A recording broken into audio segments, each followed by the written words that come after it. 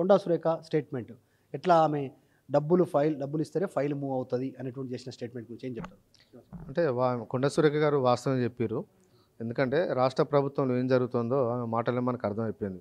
పైసలు లేనిదే మంత్రులు ఎవరు పనిచేయరు అనే విధంగా ఆమె మాట్లాడిన దానిలో వాస్తవం ఉన్నది.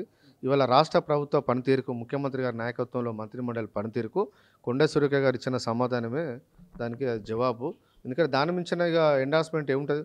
స్వయంగా ఒక మంత్రి చెప్పారు, మంత్రులు పైసలు తీసుకుంటే ఎవరు పనిచేయరు అని అంటున్నారంటే ఈ రాష్ట్ర ప్రభుత్వంలో ఎంత అవినీతి జరుగుతుందో కొండ సురేఖ గారి మాటలనే మనకు తెలిసిపోయింది. అంటే కొండా సురేఖ ఒకటి మన క్లారిటీ ఇచ్చే ప్రయత్నం చేస్తుంది. నా మాటని వక్రీకరించారు అనేటువంటిది అది బీఆర్ఎస్ మిమ్మల్ని మీ పార్టీ పైన ఆరోపణలు చేస్తా ఉన్నటువంటి పరిస్థితి సోషల్ మీడియాలో జరుగుతుంది. అంటే మేము ఏ పెట్టి చేంజ్ చేసినాం ఏందేమన్నా? కొండ సురేఖ గారు వారు మాట్లాడిన మాటలనే ఇవాళ రాష్ట్రంలో అన్ని రకాల మీడియా కూడా టెలికాస్ట్ చేసింది. సోషల్ మీడియా కూడా ట్రోల్ అవుతుంది. మీరు మాట్లాడింది ఎట్లా ట్రోల్ అవుతుంది? మీ నోట్లోకి వెళ్ళి వెళ్తేనే కదా.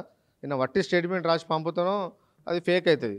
మీ నోట్లోకి వెళ్ళి మీరే మంత్రి గారు స్వయంగా మీరు మాట్లాడిన తర్వాత ఇది ఫేక్ అంటే ఎట్లా? అది కరెక్ట్ కాదు. తెలంగాణ ప్రజలు, విజ్ఞులు అందరూ కూడా గమనిస్తూ ఉన్నారు. ఈ రాష్ట్రంలో మొత్తం పర్సెంటేజ్ల పాలన నడుస్తుంది.